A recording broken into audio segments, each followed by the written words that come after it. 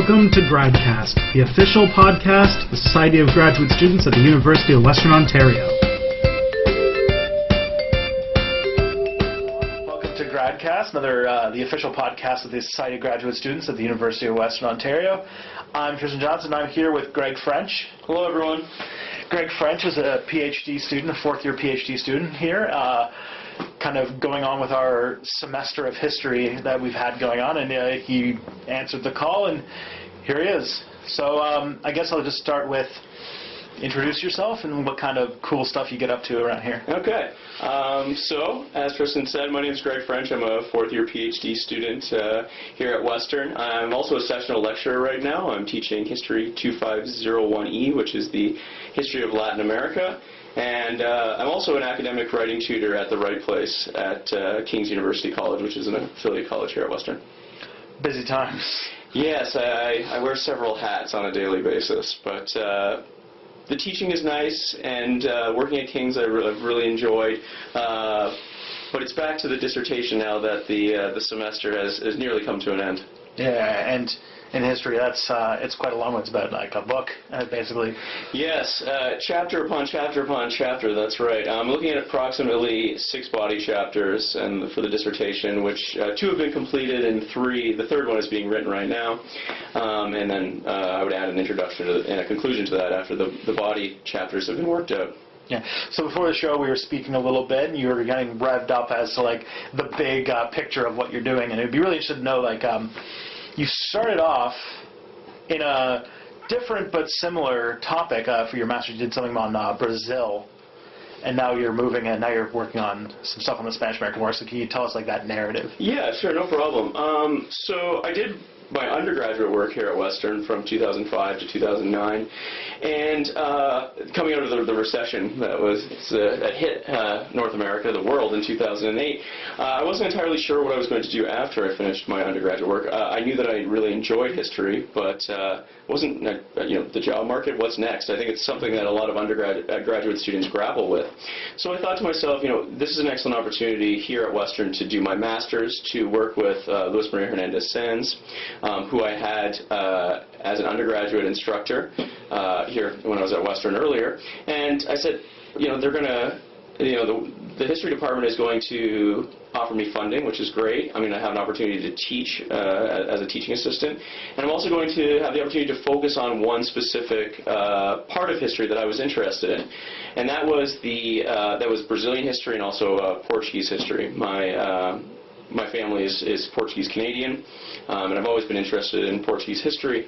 So I made it into an academic topic, essentially, and I looked at the Portuguese economy, the Brazilian economy within the Portuguese Empire. So to a certain degree, this discussion of empire and imperial conversation was going on even before the PhD started, but within a completely other context, of course, touching on Latin America, but nothing to do with the United States now. So what caused that abrupt change in your interests? I took a course when I was doing my PhD with Professor Frank Schumacher. The course was the United States and Empire, I believe. I'm not entirely sure of the exact title, but it was about 1700 to the present. And it was a discussion about the United States as a U.S. imperial history, as an imperial entity, and the effect that the United States Empire had on both foreign relations and also domestic relations as well. And within the course, we were asked to write a research paper, 25, 30 pages, I don't recall exactly what it was. And it could be on anything. Anything that had to do with the United States and Empire had to be approved. And so as I was doing some of the secondary reading for just for the course itself, I came across a few words or sentences that addressed the United States attempting to purchase Cuba. Specifically in 1848. It happens a few times, but in 1848, yes, the United States attempts to purchase Cuba for $100 million. And this interesting part of history kind of sparked something, I think, within me.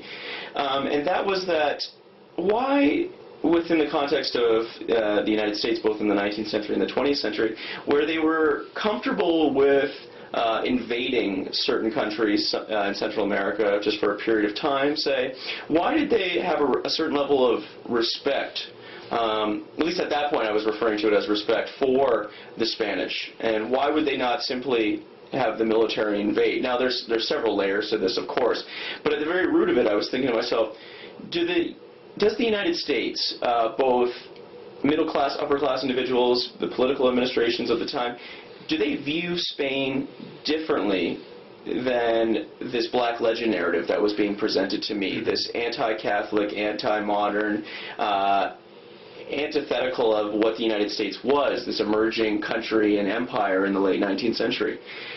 And as I think most dissertations go, you start catching other lines and other secondary sources. And as I completed the course and then started working on my comprehensive exams, I noticed these small, Alfred McCoy, who's written several works with the University of Wisconsin Press, would refer to it as capillaries of empire. These connections that Americans would have with the outside world. And as I was going through my readings, as I was saying for my comps, I noticed that these men and women had positive images towards the United States, or excuse me, towards Spain, which was interesting because, you have the context of the Spanish-American War in 1898. How can one group of people in a country like someone else, at the very simplest base, like someone that they're willing to go to war with? And, it speaks to this academic history where there's not always one narrative, right? There's several narratives. And that led really to the development of different chapters within my work, and noticing where these capillaries of empire occur, these contacts between middle and upper class American men and women, and eventually, the climax of the work, and chronologically speaking, the climax of this relationship is the 1898 Spanish-American War, where once the United States arrives in Cuba, Puerto Rico, Guam, and the Philippines, there's a great deal of inter-imperial relations going on between the United States and some of the Spanish that remained in the islands, which is interesting because for the most part that's something that hasn't been addressed within the field of study. So I guess there goes the dissertation, right? Perfect. Yeah, it's interesting. So where has that taken you? Like people end up all over the place doing this kind of research. So you get down this rabbit hole of looking at the things. What kind of interesting tidbits have you gotten your hands on? Yeah, so I think it should begin, and it did begin with the secondary research, picking up little bits and pieces, as you said, here and there. So an excellent example would have been Kristen Hoganson's work. She's from the University of Illinois. Her work, Consumers Imperium, where she's dealing with women, particularly U.S. women, this middle upper class women in the United States in the late 19th century and the early 20th century, and the way they're decorating their homes, the way they're engaging with immigrants. And I noticed that there were literary clubs, women's literary clubs, particularly in the American Northeast and the American Midwest, that these literary clubs were taking these imaginary journeys to Spain. They would sit in their front parlors and they would read about what it would be like to travel through Spain. They would dress up in Spanish clothing. They would have Spanish-themed parties. This worked into the narrative really well. And I did most of my research for that specific chapter from the Bayview magazine, which is located at the University of Michigan. They have all of them. So yeah, that was one location that I traveled to. I traveled to the University of Michigan on a fellowship from the Bentley Historical Library. That was last year, so that would have been in 2013. That was 2 years ago, so it would have been 2013. I'm starting to date myself now. I've also been at the University of Wisconsin to do some research on Singer sewing machines and McCormick harvesters. And that was from a travel grant from the University of Western Ontario. I was at the University of Michigan twice. I was in Carlisle, Pennsylvania, at the U.S. Army War College on a travel grant that they offered me, which was fantastic. And last summer, I was at the Library of Congress, the National Archive, and several libraries and archives of the Smithsonian on a fellowship from the German Historical Institute, and that's where probably 60 to 70% of my research was acquired. So I hope, knock on wood, that I have the majority of my research now, and now I'm very much in the writing process. So then I do have to ask then, what did you, what's the key behind this? What was the image of Spain in America, or if there's a definitive non-300-page answer to it? Yeah, I'll summarize it in 2 seconds for you. No, there's several images to answer your question. The popular image, and what I mean by that is both what you would see in like a yellow press type magazine, or as you would see in the historiography, for the most part, is this Black Legend narrative, this anti-Catholic, anti-modern image of the Spanish. However, I'm noticing that I was noticing, and I continue to notice that there was a positive image of the Spanish, and it manifests itself in a variety of different ways. It can be women traveling, having these imaginary journeys, or it can be this image that appears at World's Fairs, international expositions during the period where the United States is attempting to justify itself as a global power. And even before the War of 1898, there's a international exposition in 1892 in Madrid, and then the larger one, the World's Columbian Exposition in Chicago in 1893.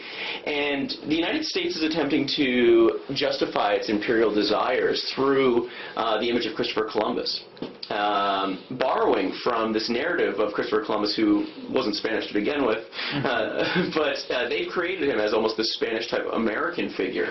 And it's almost as if it's a process. It was, and this works into the narrative of social Darwinism to a certain degree, in the level of civilization that was, or the beliefs in civilization that were popular during the period. And it's an evolution of, first came the Spanish. We're going to borrow from the Spanish. This is this inter-imperial relationship that I'm discussing. We're going to borrow from the Spanish and create our own empire, but it's not exceptional. I can't stress that enough. I create an anti-exceptional narrative within my dissertation. It is borrowing from other empires. Historians, particularly I'm thinking Julian Goh and Paul Kramer, have focused on the inter-imperial relationship between the United States and Britain, which would make sense, right? The most powerful empire in the 19th century, the British, and then the United States borrowing from them. Well, I look at it slightly differently, in the sense that these several Americans had an interest in the Spanish Empire and what they could learn from the Spanish, both positive and negative outcomes of the Spanish Empire, certainly. But in the laws that are created, in America's overseas possessions, the treatment of indigenous people in the American West, this is all borrowing from the Spanish. And that's really what my dissertation discusses. That's really interesting, because one thing that really, if you take like the really typical American history, something from really, the History Channel. Yeah, they really underrepresent how much they've had to engage with Spanish as like either the country, the language. Even today, there's the whole backlash against the increase in the Spanish language in the southern United States, and without thinking that whole region used to be Mexico. Right. But, of course. It's so obviously something either ended or changed, and you said it comes to a head with the Spanish-American War. So then, what happens after the Spanish-American War that kind of gets Spanish outside of this cultural consciousness? Yeah. I think it really very much climaxes with the Spanish-American War and the interaction, or the inter-imperial relationship that develops between the two countries, or the individuals from the two countries in America's overseas possessions. There is, and this is something I've kind of stayed away from to a certain degree, because Richard Kagan from Johns Hopkins University has addressed this issue in more depth. But there appears to be, as he would say, a Spanish craze that emerges out of the War of 1898, a desire to actually engage and increase Americans' knowledge of the Spanish. Museums are open, particularly in New York City, having Spanish artifacts in them. Spanish architecture becomes very popular in the United States, Spanish art as well. Why does this occur? Perhaps it's this idea that maybe it's a colonization, and I've never really thought about this, but so I'm just going off the top of my head, but it's almost another type of colonization or an advancement of civilization. We've taken over these lands that were formerly European, formerly Spanish, and now we will take these goods and show to our people what we've done to a certain degree. And that might be an interesting thing to include very much in the conclusion, touching on the denouement, if you will, of the period, of the long 19th century. It's always difficult to bookend things, right? Yeah. It's very difficult. My work ends approximately around 1914, but there's no particular reason why other than the outbreak of the First World War in Europe. But there was always an interest in the Spanish, I think. This narrative of isolation in the United States, it doesn't exist, in my opinion. Even during the American Revolution, and I touch on this in my first body chapter, Washington had Spanish officials with him, working with him. And some of these individuals intermarried with some associates of high-ranking officials that Washington was in connection with. We see in 1807 or 1808 there is a celebration in Boston to commemorate the Spanish involvement in their conflict with Napoleon. So I think this interest always existed. It even predates the American Revolution, where there's an interest in the Hispanic language, particularly in the American Northeast, with the establishment of Hispanic or Hispanist studies programs at Ivy League institutions, particularly Harvard. So there's always been this interest in Spain, in Europe. But it's particularly been focused on, or it's been, the individuals that have been attracted to it very much have been this upper middle class individual in the United States during the 19th century, but it really climaxes in the late 19th century.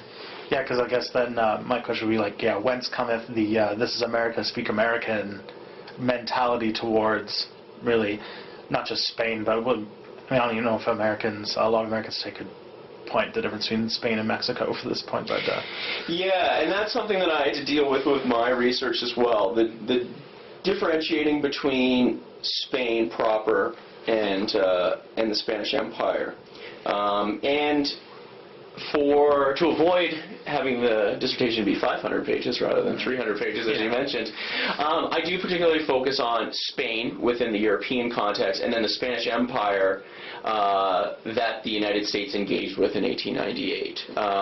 But there's plenty of work that's been done, and there's a great deal that can still be done on contact between Americans and Mexicans, or contact between Americans and Central Americans and South Americans, regardless of the decade, but or the century.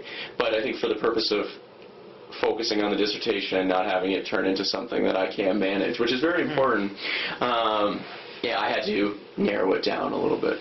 Yeah, your work cut out for you. You zoom out and see it more as like America engaging with the Spanish world. Yeah, it's also at the same time, though I'm focusing on Spain, it's also America engaging with everyone. Yeah. The emergence of the United States after the Civil War, not only the westward movement across the continent, but engagement in global affairs, really, Roosevelt being the man standing on the podium, really taking pride in what the United States was. Is certainly part of this narrative as well if I was zooming out. So it's not just Spain that the United States is interacting with or engaging with. And we have to remember as well that it's engaging with them in a variety of different ways. It could be Singer sewing machines. It could be U.S. Marines invading Nicaragua. It varies. So the United States, far from being an isolationist nation, was heavily engaged in foreign relations in the late 19th century and in the early 20th century as well. Yeah, we kind of have been dancing around the bull moose in the room, but so did Teddy Roosevelt play a role in this Hispanophilia that goes on in this period? It's interesting that you asked that. There is some interesting work that's being done on Roosevelt and really trying to figure out his engagement with the Philippines prior to the outbreak of the Spanish-American War, and his interest with acquiring the area and his communications with Dewey in the Pacific. Also, when he's traveling through, Roosevelt traveled through Europe as a boy several times and had contact with the Spanish at varying levels. But that's certainly something that is going to be looked at in the future and should continue to be looked at. The issue being with Roosevelt is it's such a broad topic. That could be a comprehensive exam field in itself. He is such an interesting figure, and he died relatively young too. If he lived another 10 years, who knows how much more literature would have been written about him. But he is an interesting figure. And also, my supervisor Frank Schumacher is actually working on a work on Roosevelt right now, and I did some research for him a few years ago, which was really interesting. He's such a fascinating figure, Roosevelt. Really, quote unquote, the representation of what the United States was to many individuals then and even now. Yeah, I was hoping we could squeeze out another fun Teddy Roosevelt story. If you discover any new ones, let us know. I don't know if there's too many new ones per se, but he is, he does very much represent what the United States was to a certain degree, or what they would like to be in the period. That not only from a bombastic, larger-than-life type figure, but even down to social Darwinism and his beliefs in surrounding the evolution of civilization. He's part of that narrative, and he made sure he was very much part of that narrative. So yeah, very interesting figure, certainly. Alrighty, Greg, thank you so much for coming on Gradcast Day. It's been a great show. Thank you. Oh, thanks for having me. That's all for this week. If you want to send us some feedback, or if you want to come on the show yourself, email us at gradcastradio@gmail.com. Be sure to hook us up on social media. On Twitter, we're at GradcastRadio, and look up Gradcast Radio also on Facebook. If you want to subscribe to the podcast is located at gradcast.podbean.com, and it's on iTunes. And while you're there, why don't you leave us a review? It really helps us out. We'll see you guys next week.